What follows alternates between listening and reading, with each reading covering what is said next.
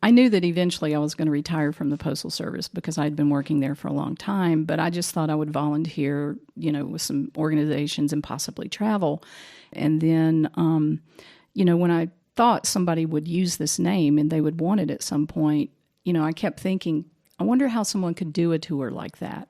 And I was like, well, let's see, they could do this and that. And then I knew somebody needed to have a driving tour because, there are so many rooftop bars that, walking between them would not be the best solution.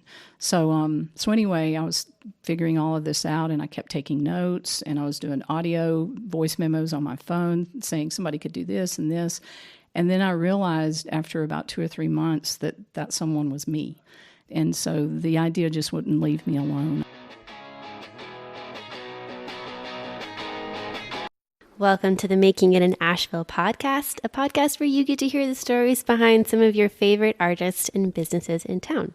Each episode, we interview a local Ashevillean to uncover how they're making it in Asheville and provide you with actionable insights from each conversation. And we're your host. I'm Tony, and that was Sarah, and we are a husband and wife team that moved to Asheville in May of 2019. Since moving, we have been on the quest to answer a single question, and that is, how does one make it in Asheville? And this podcast is the result. This podcast is powered by our very own marketing business called Making It Creative. We help passionate business owners develop meaningful storytelling and marketing strategies to grow and more effectively convert their audience into customers. And that looks like all sorts of stuff, from email marketing to if they needed help with podcasting or strategy around podcasting. But it's focused on revenue and profitability. So it's been fun and exciting. And this podcast has been an absolute, I'd say, like the gift of both our business and our hearts and our souls and our minds. And in this specific episode, we get to sit down with, and I say everyone is lovely, but Kaye is a very special brand of lovely. Yeah. She is incredible, and her story is absolutely incredible. Kaye is the founder and owner of Asheville Rooftop Bar Tours, which is a relatively new experience here in Asheville. She founded the company in 2018. And we get to hear the story from how she made a huge career change from I think 40 years in the Postal Service. At least 30. 40 sounds high, but 30 years as a letter carrier in the Postal Service. Mm-hmm. And when she talks about like her route and her team and the people whose lives she got to see like grow and evolve, it's just so, I had never imagined what it was like to be a post office employee or a letter carrier, and you just see how like personal she is and how perfect she is also to be a trip leader and a tour guide of sorts, as her tours have a little bit of an emphasis on Asheville history. Yeah, so Tony and I actually took a tour a few months ago from recording this podcast, and we were really surprised because we were expecting it to be more of like a drinking focused tour, right? You hear like Asheville Rooftop Bars and you think like, okay, cool, we're gonna go drink some cocktails and that's it. But really what it ended up being was, yes, we got some amazing views of Asheville, we got to drink some great cocktails, but we got so much history from the tour as well. Like, Kaye is a wealth of knowledge. She has studied, she loves history in Asheville, and she can tell you all these really fun and interesting things about this city that you probably don't know. Yeah, and I mean, our only other baseline for Asheville history was, the La Zoom comedy tour, which is, let's say, 80% comedy, 20% history. I was floored at the amount of like thought that went into the Asheville Rooftop Bar Tours. I am, to say like a fan of Kaye's would be a wild understatement. We were just all in on her team. She's been doing some really interesting new versions of the bar tours recently. Since we recorded, she's started to do these crafts and cocktail experiences where people are getting to make things on the tours. And I mean, we could go into the whole episode. Yeah, I think it's just a testament to how she, going from something that was working in a different career entirely and then taking on this idea, which she describes something that wouldn't leave her alone now, is incredible to hear her story and how she's figuring it all out. She's doing everything she can to grow this business. So we get to hear a lot of those strategies and her personal growth and challenges of starting this business. Yeah. So without further ado, I say we hop into it. We can unpack it all at the end of the episode. So please stick around. We have a lot of fun always at the very ends of the episodes. But this is episode 41 with Kaye of Asheville Rooftop Bar Tours. Please enjoy.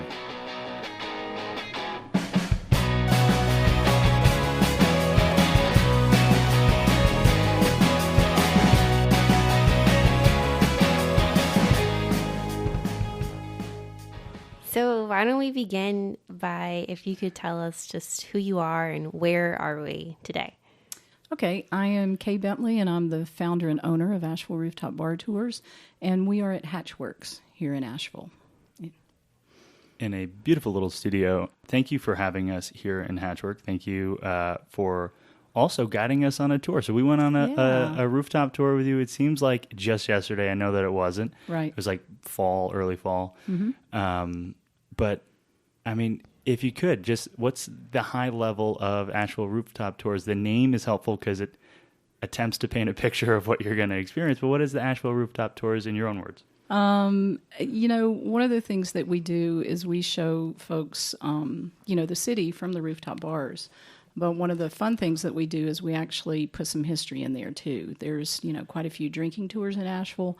And when I was working on, establishing this company and I had the idea, I really wanted there to be a history component to it. So it's been a lot of fun. What we do is we show historical photos from the 1800s and 1900s while we're on the rooftops, and people can get a glimpse of the city of the way it used to be while you're looking at it today. So it's been a lot of fun. People like that glimpse of history, and some people that come on there, we tell them if it's a large group or whatever, it's like if you're not interested in the history as much, then we can kind of shorten that because it is just a glimpse of history. And most people are, oh, no, I want the history.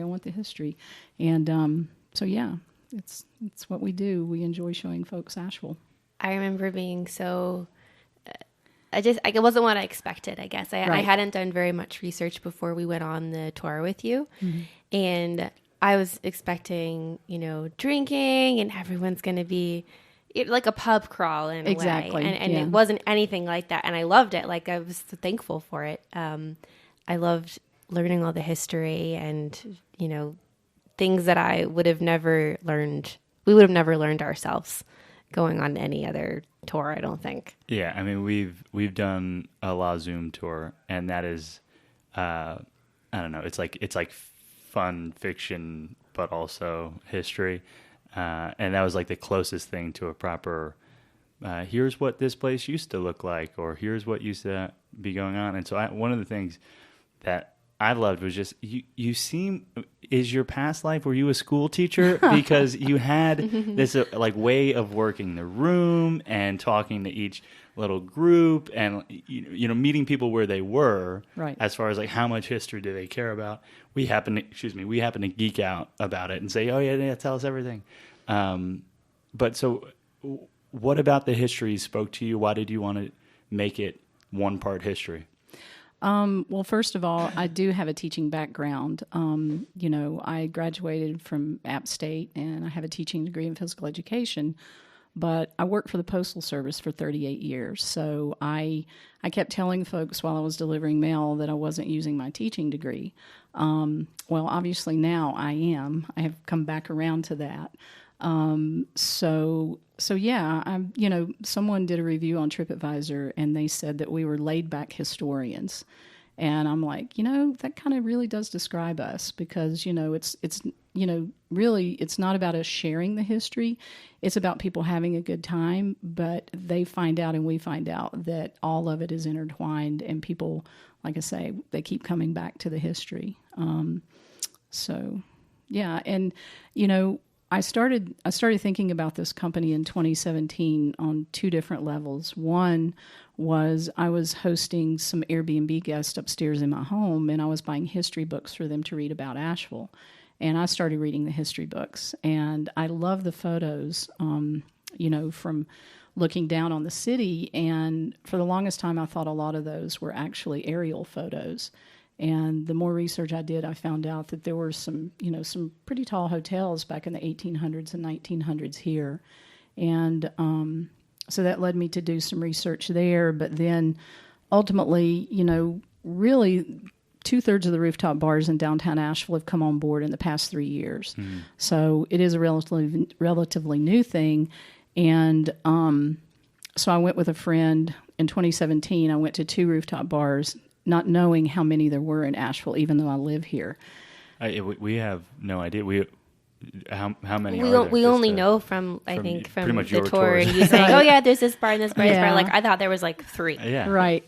Well, there's some, overall, I would have to see what the final count is because Skybar just recently closed, but good bet there's like at least 10 in downtown Asheville. Wow.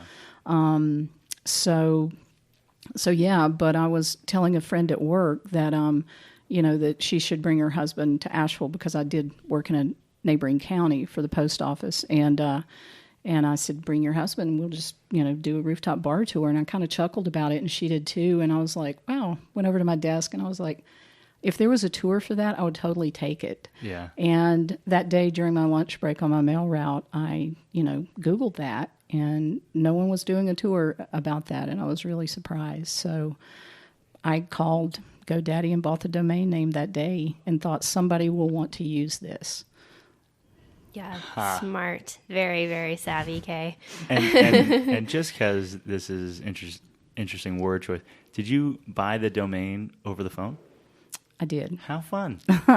Cool. GoDaddy's great for domain buying. I've never met anyone that bought over the phone, but that's just a fun little Tony geeking out on web domains. So then what was the next step? So you had this idea, right? Mm-hmm. And you saw that no one else was doing it, and then you bought the domain.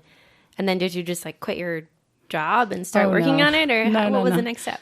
I actually, I knew that eventually I was going to retire from the Postal Service because I'd been working there for a long time, but I just thought I would volunteer, with some organizations and possibly travel and do Airbnb in my home. And then, when I thought somebody would use this name and they would want it at some point, I kept thinking, I wonder how someone could do a tour like that.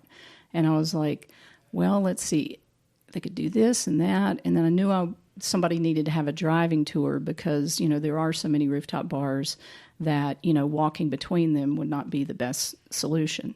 So anyway, I was figuring all of this out, and I kept taking notes, and I was doing audio voice memos on my phone saying somebody could do this and this. And then I realized after about 2 or 3 months that someone was me.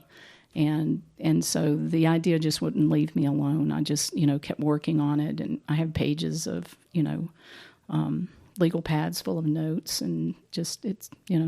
And so the first time that you thought of this, what did you say it was 2017? At the end of 2017. End of 2017. So it's now we're starting 2020.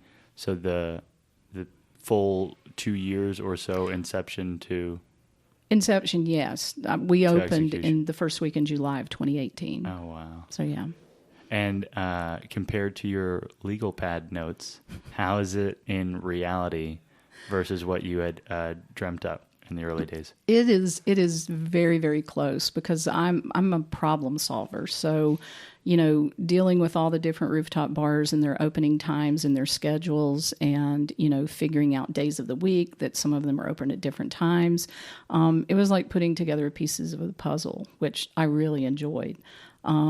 So yeah, it was, I actually, in January of 2018, a friend of mine suggested that I talk to the Western Women's Business Center through AB Tech because they do loans for startups, for women business owners. And that was the first time that I went and actually, wrote down my business idea. And I was assigned a business coach, and that was, it's like, okay, this is now becoming a reality, which was exciting and terrifying at the same time. Yeah. And so did you end up getting a business loan? I did. Yes, I did. Well, through the Western Women's Business Center. So yes. And And that's how it all started? Yeah. Wow. And how long was it before you went all in?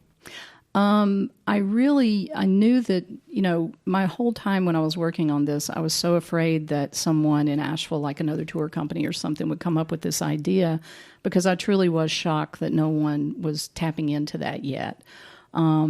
And so I worked quietly. I actually had someone, doing my logo, my branding. Website was, before I ever really talked to the rooftop bars. Wow. Because, it's like I didn't want that idea to get out. So I love the branding, the logo, the look. What was that process like? And I ask in part because we're trying to think about the sequence from, you go from a legal pad to, a bank loan or some sort of a loan, right, to you're getting mock-ups and designs of what the website's going to look like. All of these are important steps, and trying to understand what that process looked like and felt like for you. And then the next set of questions will be about, how did you sell it for the first time? And it probably helped that you had a website and a look and feel that felt like it already existed. Mm-hmm. And you grew up here, right? And you lived here a long time. So well, I've lived in this area. I actually grew up in Boone, okay. So that's my hometown. But yeah, I've lived in Western North Carolina, for 35, 40 years.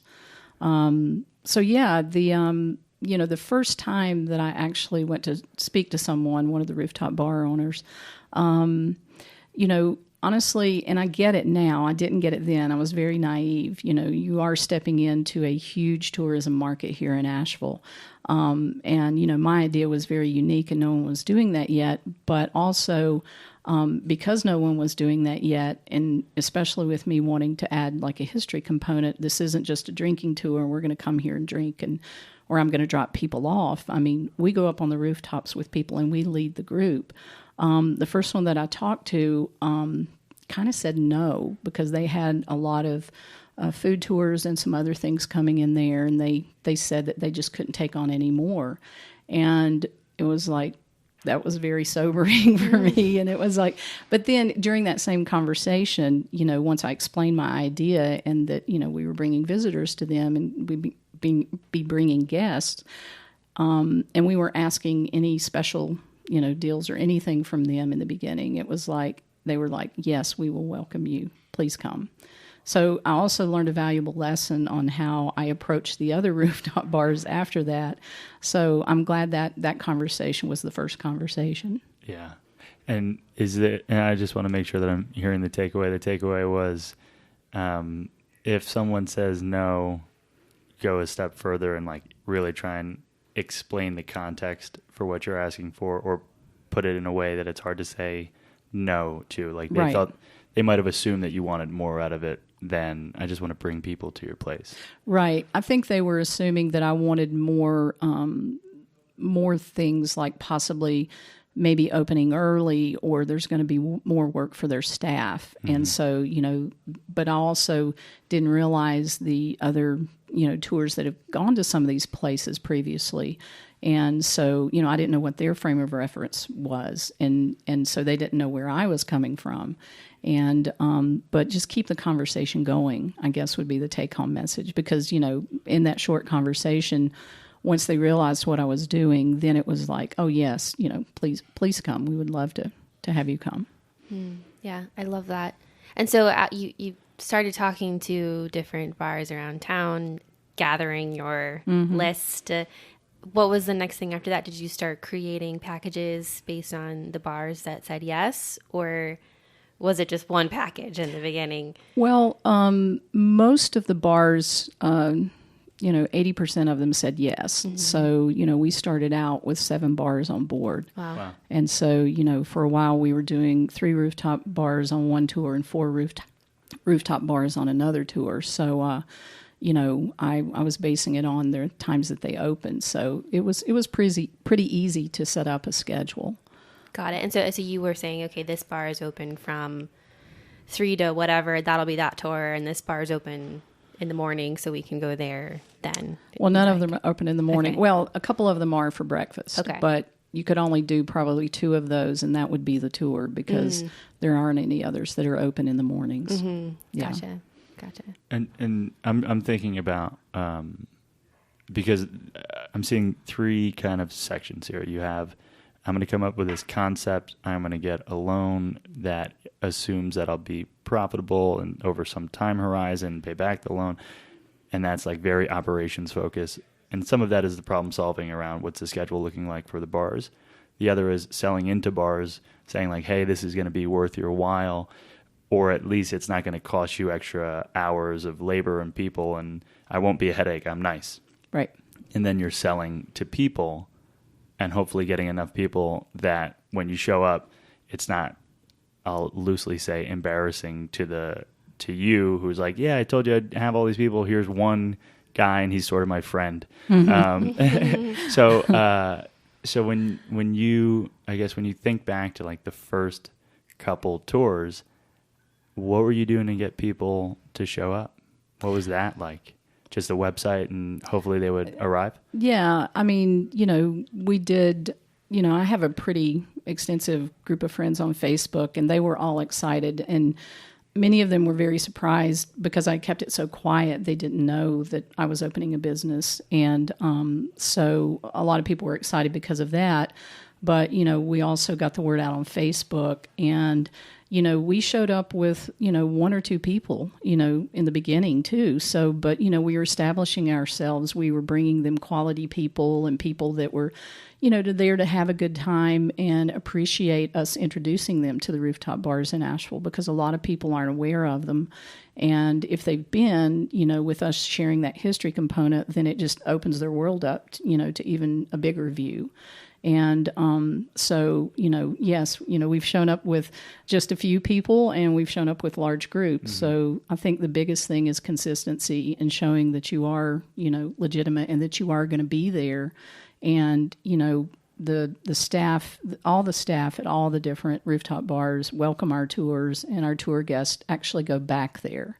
We've seen it time and time again. I mean, we will be finishing up a tour, leaving, and as we're walking past, someone will say, hey, and they're vaguely familiar, and they're like, oh, we took your tour last fall. We came back, So that's, that means a lot to us too. Yeah. Awesome. And it also seems that like it's such an Instagrammable moment, Absolutely. Yeah. So I feel like those bars are probably so happy because people take a picture up there and then they tag them and they say, hey, I'm at Pillar Bar or whatever it is. And then, that's free marketing for the bars. Absolutely. And as a personal anecdote, we think that you are as good as they come as an Instagram photographer. Does all the right things, thinks about where the sun is, puts the angle up way high so that everyone's jaw lines look good. Very pro. I'm glad you noticed. Yeah, oh, for sure.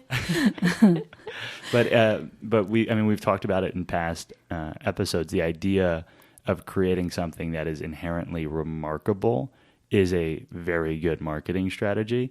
And so if only you get a couple people on a tour and they take a photo, there's a viral component built right in to this very thing that you're doing. Mm-hmm. Yeah.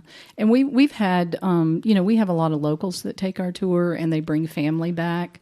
We've had like probably half a dozen people that have toured with us 3 times, and, they love to bring their family because they want them to hear the history and also see the views. And, the other thing that's really great is that we do the driving for them. So, that's really important to us. So, we have a 10-passenger van and, access to more transportation too. So, we make it very easy and simple, and it's relaxing and it's fun, and we take care of all the details. Yeah. So, did you have that van day one? That was part of the startup. And then I had Asheville Color and Imaging did the wrap on the van. Beautiful. Yeah, it really and I love is. when we see it when we're around town. We're like, oh, maybe that's Kaye. Yeah. Yeah, it's done very, very well. And I think that is really important, especially, compared to a lot of other tours in town, maybe pub crawls and things like that. Like, this is a really relaxing space. And that appeals to, I think, all demographics, whether they're young or old, and abilities. So what about the how you went about selling this to people, like you said. So we know that you have the tours and then you put them online, but then how did you keep it going? And what do you think has been the most, successful marketing strategy? One of the things that I did, I wanted to join the Chamber of Commerce from the very beginning because, I do feel that that's a strong organization that kind of weaves the fabric together of the local community. And, I think all of the tour companies in Asheville and hospitality in general, you rely on locals just as much as the tourist. And so being a part of that and, being able to network with local people and getting the word out. But, having people are curious about Asheville. And so even if you have lived here your whole life, and we've had people that have come on the tour that were actually born and raised here, and that we're showing them things that they haven't seen or they haven't seen in years. And then they're sharing with us their memories about, things. And so, sometimes we will add something that they have mentioned. I will do a deep research on it and find out, and then we will integrate that in, to the history that we share on the rooftops. One of the questions I had was, how have you gone about doing the research for the history that you share on the tour? Right. There's so much there. I mean, when we went on the tour, you had a notebook full of pictures and notes and facts that you were sharing with us. Where did you find all this information? I did I've done some research online. The Pack Memorial Library has been, a huge benefit.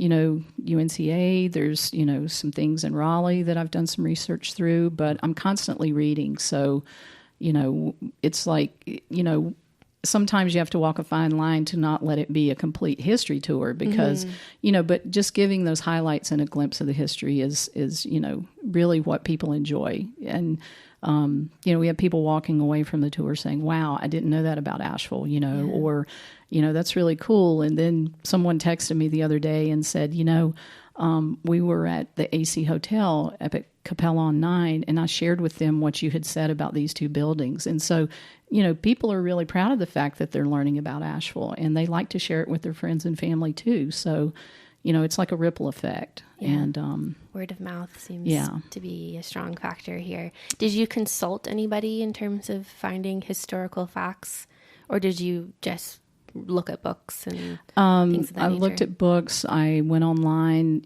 I would find a picture that was just so intriguing and fascinating to me because, that hotel used to stand on a street corner and it was like in the 1800s, late 1800s. And we have a hotel that stands there today that has a rooftop bar. And then I would see something and it would mention about, I don't know, a building that was beside of it. And then I would go down that deep hole, or I would find an address and it's like, oh, wait, that's the address that's next to so-and-so.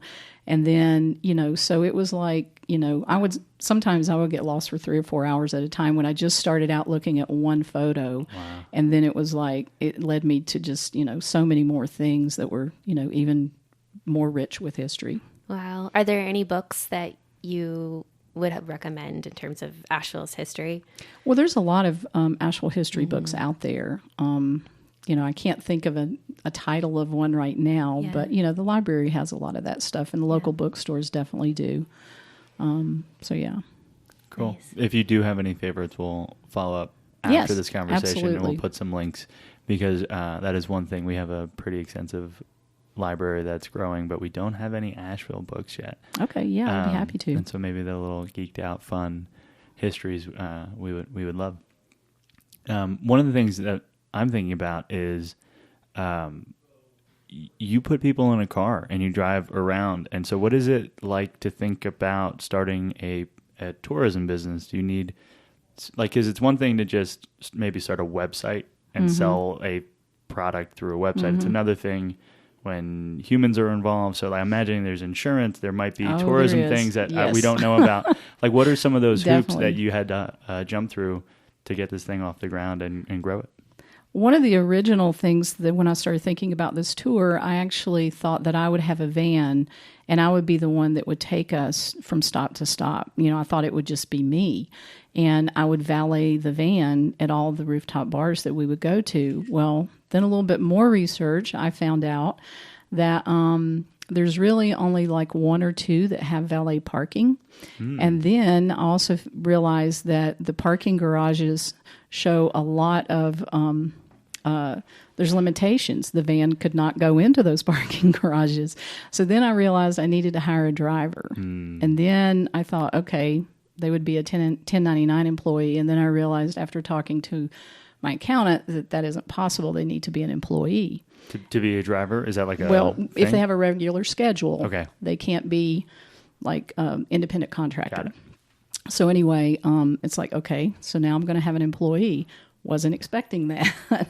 And then I realized, the insurance on the van and, the liability and everything, it is pretty high. But, definitely we have good coverage.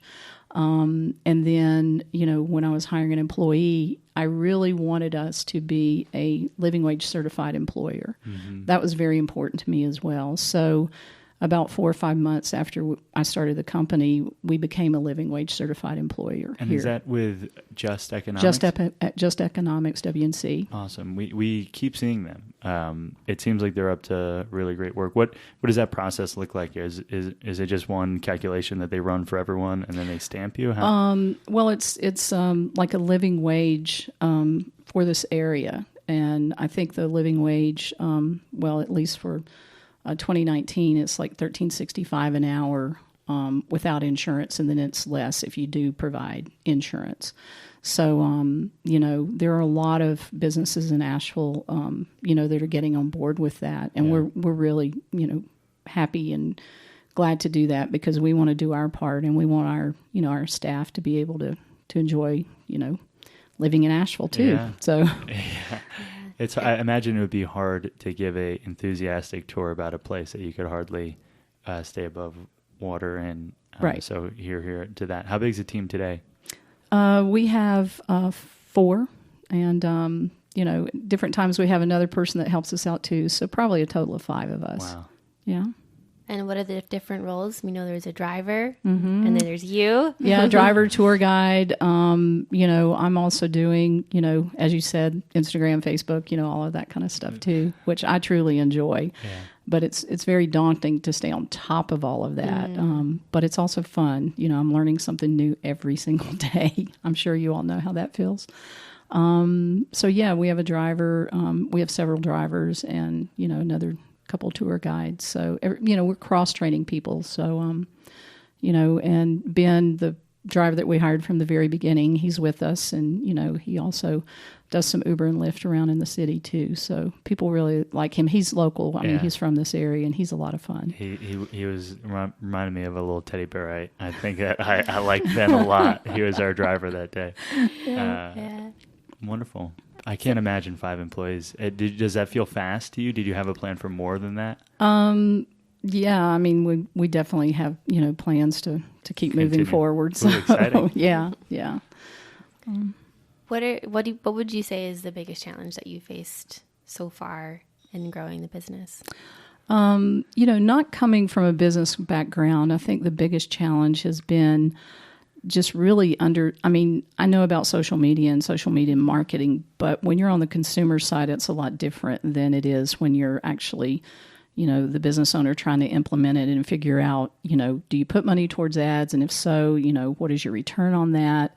And so I am online a lot looking at free information. I go to networking events. I try my best to do any type of workshop that is offered.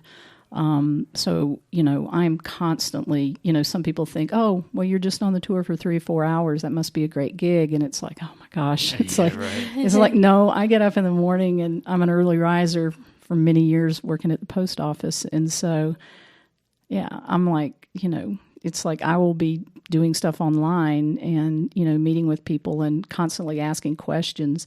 And I've learned that, in the beginning, I was a little kind of nervous about asking like what I felt like was a stupid question. And I quickly realized that I'm going to ask them because once I know it, you know, and it's like, yeah. So I will always ask questions. Heard. Same. I have no fear in asking questions. I think that walking around a town lost is a cool thing if you're into it. Otherwise, just ask directions. Yeah. I mean, like it's fun to take the scenic route sometimes. But if there's people who have been there before and you are in some version of a hurry, why not learn from them? So I love that. And awesome. So I'm wondering as you're thinking about social media marketing, as you're thinking about all of these things that you've learned, it seems that you've made changes maybe from where you began to where you are now. One of the changes is you're no longer working on your back porch on your couch in your house. And so we are... Coffee shops. Yeah, coffee shops. So we are still kind of work from home. How did you think about making a transition to a office space? You know, honestly, 2019 was kind of, when you work at the same place or work for the same company, basically for almost 40 years, and then you totally change, paths and directions. That was harder than I thought it was going to be. You always hear when someone, leaves their job or they change careers or whatever, or if they retire, that, they may struggle with, depression or whatever. And that is a real thing. But also, I miss my work family. Yeah. Oh. Yeah, take your time. It's absolutely fine. Okay. I think it's a strong identity thing when you do make that switch, which, like you said, people don't always think about of, oh, well, you're just changing your jobs. Right. But it really is a part of you. You're there for most of your day, your, a waking day, and you're spending most of your time with those people or doing the same thing. And so I can totally understand how that would be a really, really hard transition. Yeah. We ourselves have certainly experienced that. So you're feeling that transition. Yeah. So I wanted this year to to be a lot different. So, I wanted to come here to Hatchworks because it is a co-working space, and there's some accountability about showing up, even if you don't know the people yet that are showing up here as well. There is, I feel like there's going to be that sense of kind of unity in some way. And, and I want that back in my life because I had it for so many years. Yeah. So, yeah. So just to hop back into the past and then maybe we move into the forward, but you said 38 years of mail delivery. Yes. Do you have any cute anecdotes from that time? I imagine there might be plenty, but it's a part of you, and I want to know just a little bit about that part on the podcast, if you could. Yeah. I started when I was 18. I just graduated from high school, and I started as a substitute, and I was working in the summers, and I was working all throughout the year. And so while I was in college, I actually had professors that were really wonderful about working with me, about taking exams before if I had to, work at the post office. And I worked my way through college. And once I graduated, I was able to get a full-time job in McDowell County. And so one of the things I enjoyed the most, I was a rural carrier. So I was out in one of the best communities there is in Pleasant Gardens. It's very scenic. There were mountain streams, there were gorgeous mountain views. And so that was part of my work day. You're in the office in the morning for, 3 or 4 hours getting the mail ready, and then you go deliver mail. And, some of those days, a lot of them ended up being 9 and 10 hour days. Wow. And, 6 days a week. So, but it was beautiful. I mean, the scenery, just being out there in nature. Yes, you were working really hard, but, just being in this area, being able to do that kind of job, just truly blessed with that. And also I was on the same mail route for 33 years. So, the people that I got to see their kids grow up and, then the kids have kids. And, so it's like I had been, for some families, I had been their only mail carrier that their kids had ever known. Oh, wow. So those relationships were really neat and really special.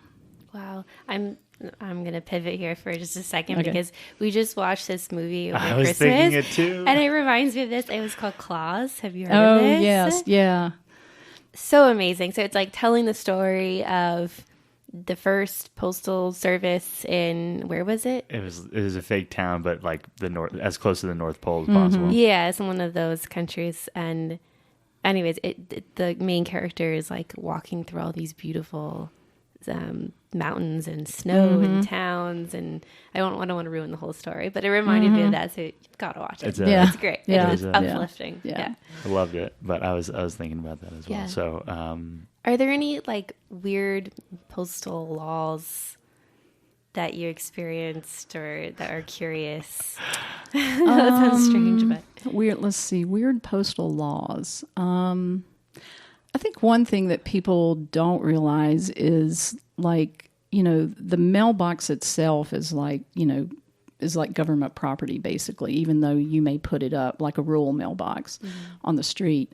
And, routinely people would come through and like they had a lawn care service and they would put, flyers in mailboxes, and really they're supposed to put postage on that. And so that was the thing that was, that you would see, the most often. But, there were some people that had some really interesting homemade mailboxes that were always cool and fun. And, you just get to know I know this sounds kind of crazy, but you just, I had over 750 stops on my route. And so, it's like every day you're serving the same mailbox. So you know how the lid closes, if they want their mail in the front of the box, or the cards that they're going to mail, the magazines that they get. I mean, mail carriers, you see a lot. But it was fun. That is fun. The postage thing, I didn't, that's also part of this Klaus movie, but I didn't know that. I mean, I knew that you can't look at other people's mail. I didn't realize that the mailbox was technically government property. Technically, I mean, it's for that purpose. Right. I don't know exactly what the exact wording is on the regulations, but yes, it's only meant for, mail delivery. Yeah. How fun. So, do you want to go back into the present? Well, I am curious to know what kind of skills do you think that there are skills that you learned while working for the Postal Service that you've now applied and have helped you to grow Asheville Rooftop bar tours?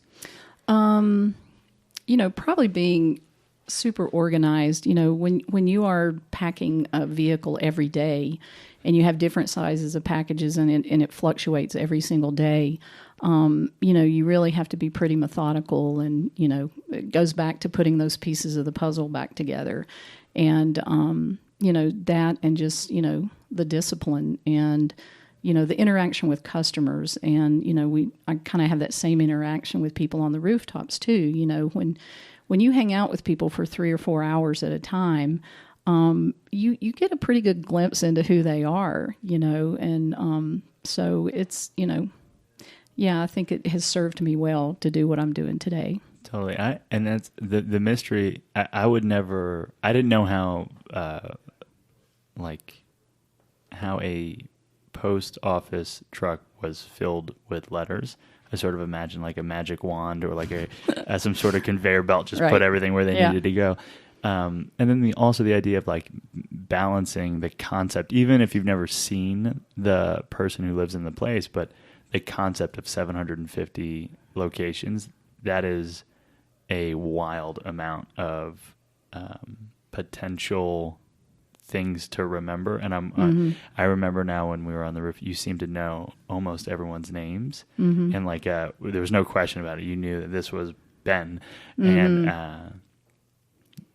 I imagine that is carryover from 750 little route. I'm sure places. It probably is. Yeah. Wow. Yeah.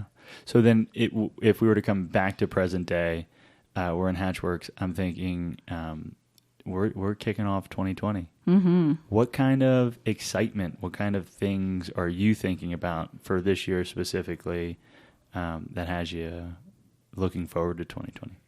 Yeah, we're real excited about 2020. One of the things that we're going to be doing is, our tours, we're going to be offering, starting in the middle of January, if you take a tour with us, you're going to be able to get either a cocktail or a mocktail, which is 0% alcohol. So that's going to be included at each stop.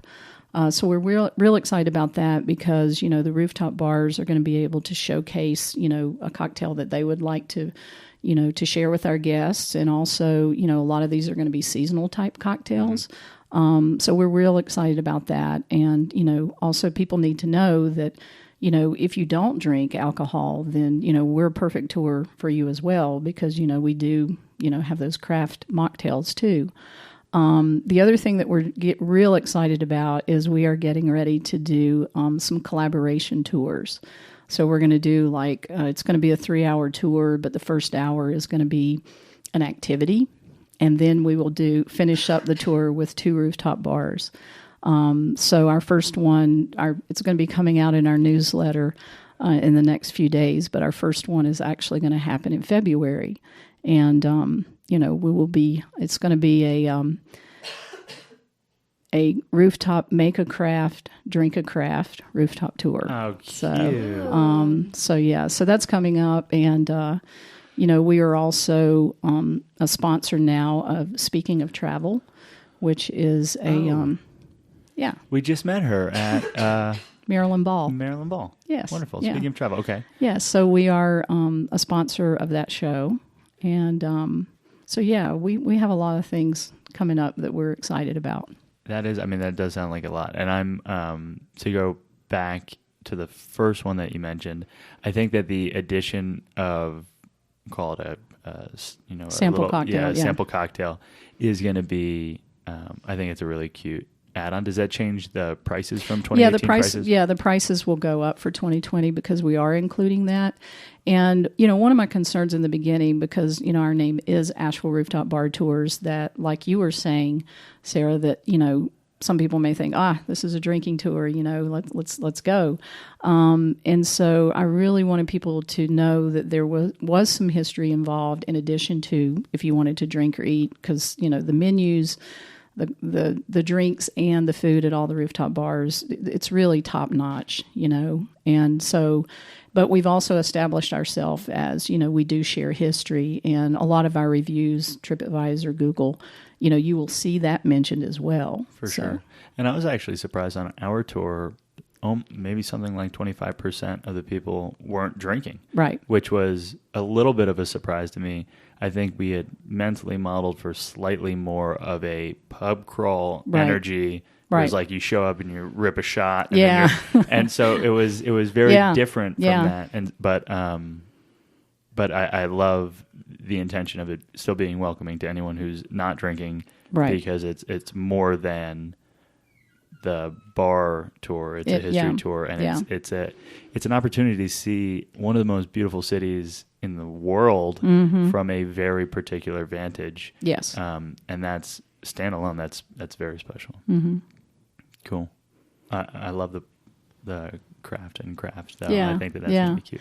And we're also doing a rooftop sunset and city lights tour right now, which is really nice. If you think about it, with these early wintertime sunsets, the views are crystal clear. We kick off the tour with a sunset at the first one, and then we roll that into city lights. So we're sharing history, and we're also talking about, the lights. And it's pretty magical when you're on the rooftops, at night especially, too. Yeah.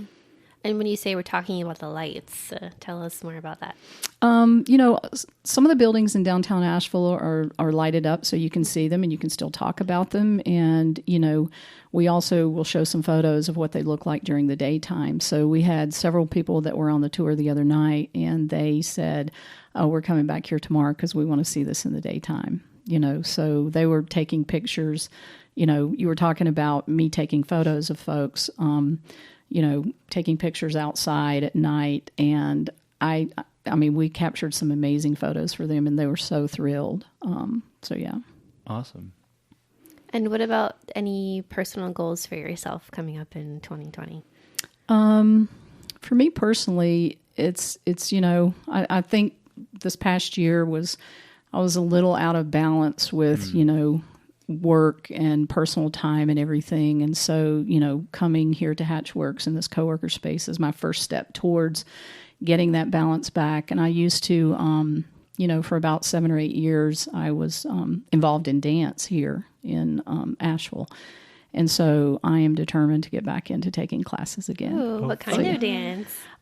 It was started back in 2012. It was a variety of things. My first class that I took was a hip hop class.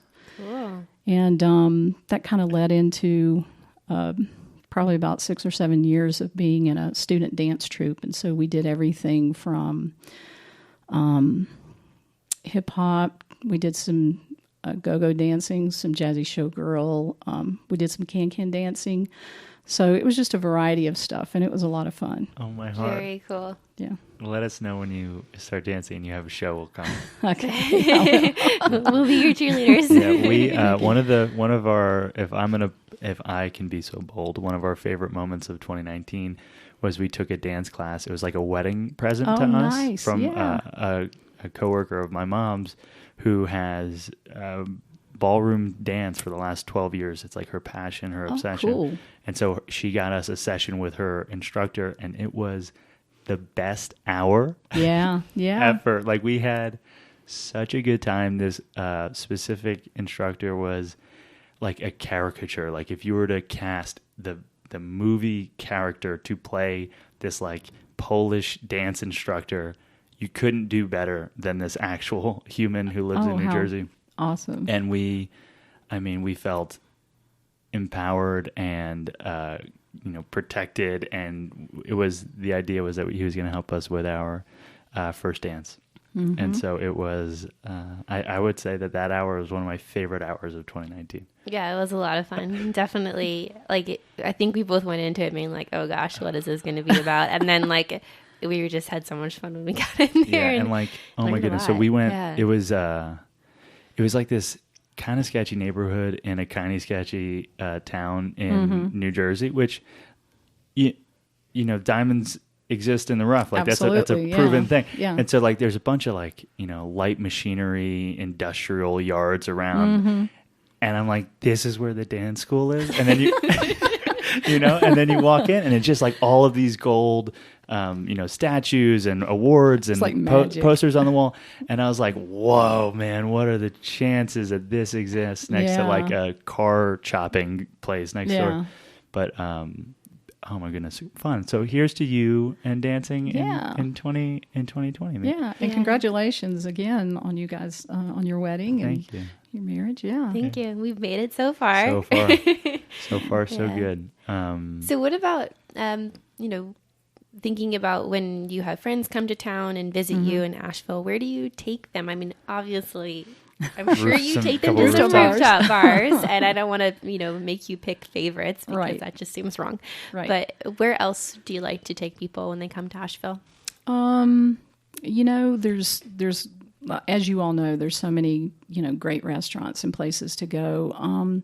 I really like Benny on Eagle. And at the Foundry Hotel, and I was following them, on social media before they ever opened, and I like what they have done there, and I like the everything about what they're representing and what they're doing, and the food is incredible. And we recommend, sometimes people on the tour will say, well, where's a good place to get dinner? And so we give them 3 or 4 places, and we've had people on the tour that have actually made reservations for Benny on Eagle or Strata or whatever while we're on the tour. It's like, we're going here tomorrow night, or we're going, to Benny, the next morning for breakfast. And so, people like, personal recommendations. 100%. Yeah. And can we talk about the biscuits at Benny? So, that was one of the first probably breakfast.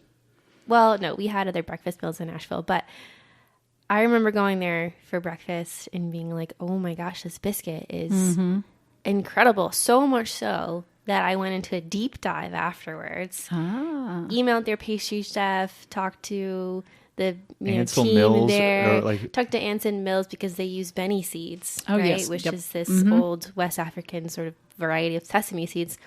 went on a deep dive to try to figure out the recipe because they wouldn't give it to me. And I was like, well, I don't blame you. Like, you got to keep it top secret. But I wanted to recreate them. Did so much research and then ended up writing an article about it. And I got pretty close. To the recipe. This is while we were living in Brooklyn. And so my typical days had no biscuits. I'm proper, I guess, Yankee, it would be the term. So biscuits weren't a part necessarily of my childhood, young adulthood or adulthood. And then all of a sudden, Sarah's in like biscuit making fever, and I eat biscuits left and right. It was a good time. It was a good moment. I'm so glad you've been enlightened, to the Southern way here. And literally, I feel like a character from My Cousin Vinny, where it's like, instant grits. I don't know. I only ever had instant grits. What's the matter with instant grits?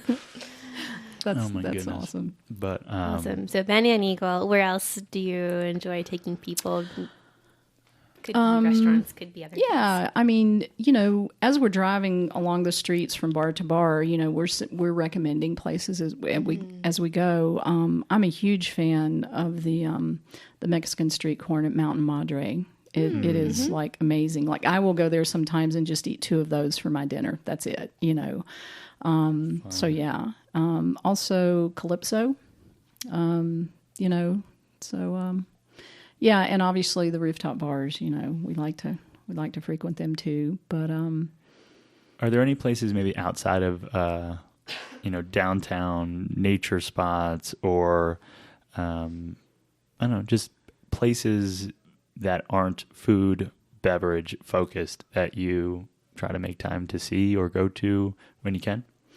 I haven't done enough of that recently, honestly. Starting this business, it's been pretty consuming. So, anytime a drive on the Blue Ridge Parkway is, it just feeds your soul. The Arboretum is a great place. Walking some of the trails at Biltmore is another area. So yeah, a picnic at Biltmore is a good thing. 2020 will make it happen. Absolutely. Perfect. So we have a couple questions that are loosely standard. One of them, I think we might have kind of gotten close to, but we're going to make it official here. So imagine that Sarah and I have a magic wand that is powered either by ourselves or by our audience. If there was a single ask today, this moment in time, what would you ask for from this magic wand? Wow. What an amazing question.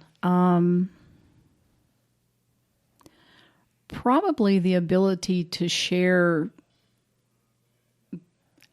Asheville history and the rooftops with more people. And, help them gain some awareness of just how incredible this city is and, that there's a lot more here than, things on the surface, the food tours, the beer, all that kind of stuff. The history here is so deep and so rich. So it would probably be to have the ability to share that with more people. So I see maybe a little energy of you getting emotional about it. I'm wondering, are there maybe a soundbite or 2 sound bites of the history? And I know that is entirely too few, but that stand out for you that are really meaningful, that could be a fun little... Here's examples of Asheville history that you've learned or provide on the tours that are meaningful and show layers deeper into the onion than the average person is aware of. Right. One of the things that was a huge discovery for me is where the AC Hotel is now. There was a hotel there. There were actually 2 hotels there. One of them was starting like around 1825. But one of those hotels, the Landgren, actually had a rooftop garden starting in 1912. And so to be able to show photos of what their view was, like around 1913, looking at the Grove Park Inn, and to show photos of people in the 1920s enjoying that rooftop, it really brings it home for people. They're like, wow, we did not know this about Asheville. Also we share some photos of Pack Square before the Jackson Building, which is the neo-Gothic, skyscraper that's there that's so, ornate. People are always curious about that building. And then we show a picture of the city square, around 1900 that shows the square without the Jackson Building on there. And so we tell about the history of the 2 buildings that used to be there. So, we kind of tie that history together, but yeah, those were two, nice discoveries that, we like people to be surprised about. I love that. And one of the things that just popped into my mind as you were saying it is there could be a themed 1920s. What was Asheville like in the 20s? I don't know if that's coming around the corner or not, but like we're in the 20s now, and they could be. Absolutely. I'd be interested to know what it was like 100 years ago. Yeah. I think I would love like a Asheville history trivia night. Ooh, uh-oh. Okay. Yeah. Okay. Add that to the list. Way better. Yeah. Okay. We're on it. Cool. Oh man. So, 2020 Look Alive, there's going to be a whole bunch of new. Yes. Awesome. I'm trying to think of any other standard questions that we normally ask. Is there anything that we've missed that you wanted to share on the podcast? Probably the only thing is that, when I was first thinking about this business, I was a little reluctant to kind of tell my parents, what I was going to do, because they're both in their 80s and they don't drink.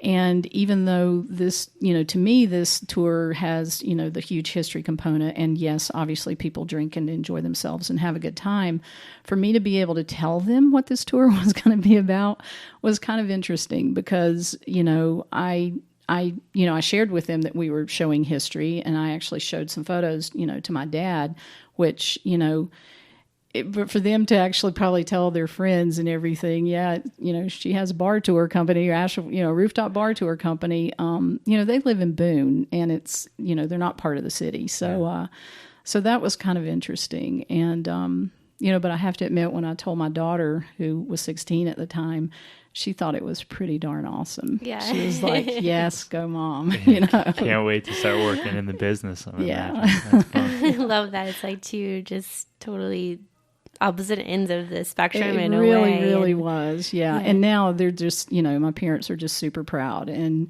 when I take my backpack up there and show my dad, my mom and dad the photos, my dad grew up on a farm in Valley Cruces, where's the original Mass store is. And, his family, farmed a lot of that land. Wow. So, for me, be able to show him some of those old photos, of Asheville, just because they're old photos, he really, really loves it. Dang. Awesome. Yeah, and we love it. So, well, thanks. I want to go on the tour in February with the new addition to it. Well, that is coming up, and we'll definitely get that out there on social media. Yeah. Because, most of the things that we're doing, all of the things that we're doing, we will definitely tie in some history. You can count on us to do that in some form or fashion.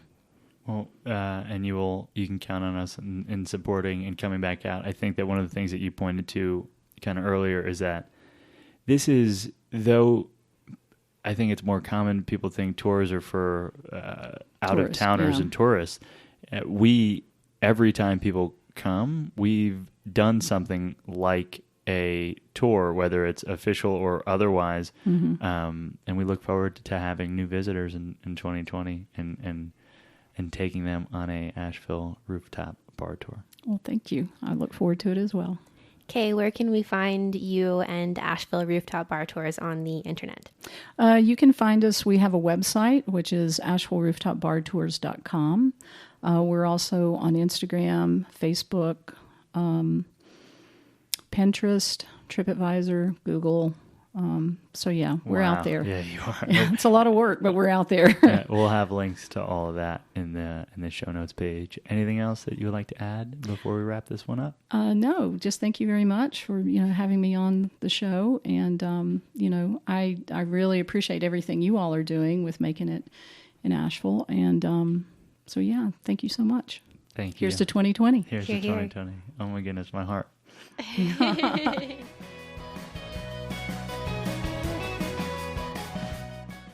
And that was episode number 41 with Kaye Bentley, the founder of Asheville Rooftop Bar Tours. Oh my goodness, sweetheart, or is she a sweetheart? She's great. She's the best. I mean, that was a really special conversation. I know that they all have been, but something about Kaye's specific story of like a second career. It's one thing to be I don't know, a millennial who quits a job and decides to start some project. Right. It's a wholly other thing to live what is like it's like almost uncomprehendable as a millennial to think about a single job for 30 years. And the fact that she did it and was so in as a U.S. Post Office employee and now is as in on building this, tour business. I'm something about it hit me real hard, right in the heart. I think it's proof that like no matter how old you are or how long you've been doing something, and we kind of talked about how like your identity can be associated with that past career. You can always do something else. Yeah. You can teach old dogs new tricks, not to call anyone an old dog, but the idea, like there's some little things that like I'll never forget. Like when we were on the rooftop tour, Kaye's like very, very, very pro at taking rooftop photos. Like she knows to elevate the camera. She knows where the light is. And like, I don't know how into Instagram Kaye was before starting this business, but she's now pro. Yeah. Like it's really impressive. Yeah. And all that to say, whoever you are, listener, I think that whatever project is eating at your heart and telling you that you got to start it, maybe you listen to it, maybe you act like Kaye and just get busy because she's doing something really special now.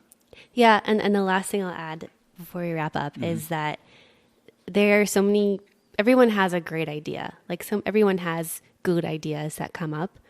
The ones that end up being successful are the ones that actually act on that idea. And there's like some quote out there about that, right? I can't remember off the top of my head. But anyways, the point is like, you could have a great idea and then never act on it. Right. It's the ones that actually like follow through and do the thing that is on their mind that are successful. Yeah, There's no secret. It's something to the effect of like a decent idea executed with enthusiasm is better than the perfect idea that is never attempted. Yeah. So exactly. I'd rather you execute with enthusiasm and have a half-baked idea. Glad to help you bake that thing fully. But just go out there and try and do the things. Start. Yeah. So thank you, Kaye, for the inspiration. Thank you, listener, for making to the end of this episode. If you enjoyed it, we would love for you to subscribe to the podcast, perhaps even click a couple buttons in your player and leave us a like or review. 5 stars would be fantastic and appreciated. That is the way that this podcast gets discovered. When people open up their podcast players, the more likes and reviews we have, the more likely people who are in Asheville or coming to Asheville will see our episodes, hear the stories of our guests, and get to kind of participate in this thing. So thank you in advance for liking and subscribing. One of the ways you can do that even easier now is by visiting makingitinasheville.com/subscribe. And if there's something that you want to learn more about that we talked about in the episode, like you want to get connected to Asheville Rooftop Bar Tours, you want to hear about some of the favorite places that Kaye mentioned during the episode, you can find all of that at the show notes page at makingitinasheville.com/041. And we want to take a moment to remind you that we are like all in on running events in 2020. And our next event is about to get announced. That will be the February Maker Mixer. Monday Maker Mixer.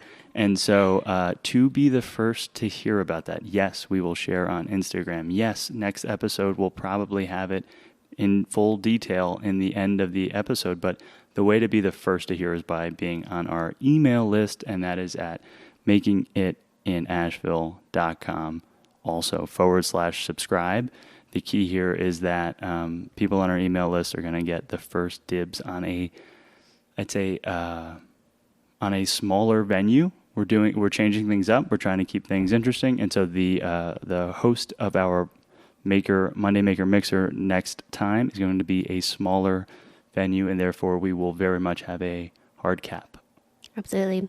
And our second event that's coming up is a beginners podcasting workshop at the end of February on February 29th. It's a Saturday. You can find out more information about that at makingitinasheville.com/events. this is a perfect workshop if you know you want to start a podcast and you just want that fast track to understanding all the ins and outs of making that launch. Yeah, I mean, there's a million reasons why people get hung up thinking about how to start a podcast, whether it's the gear or the strategy or the technology or if I made it, how would people see it? So we're going to teach you everything that we've learned the hard way after hours and hours and hours of reading and research and at this point, hundreds of hours of episodes and practice. We'll fast track you as far as we can possibly get in 3 hours, and we're really looking forward to that. Anything else on that? No, Class? I don't think so. All right, cool. No. So that is makingitinasheville.com/events, and you'll see it right there. The last thing that we'll say is just one more time, thank you, Making It Creative, our marketing agency, for making this podcast possible. Honestly, it's a privilege that we get to have this podcast, that we get to have these conversations, and the reason we're able to do it is because we have a marketing business that allows us to keep the lights on, to buy microphones and things like that, and we get to work with entrepreneurs that make our hearts kind of like light up. Yeah, absolutely.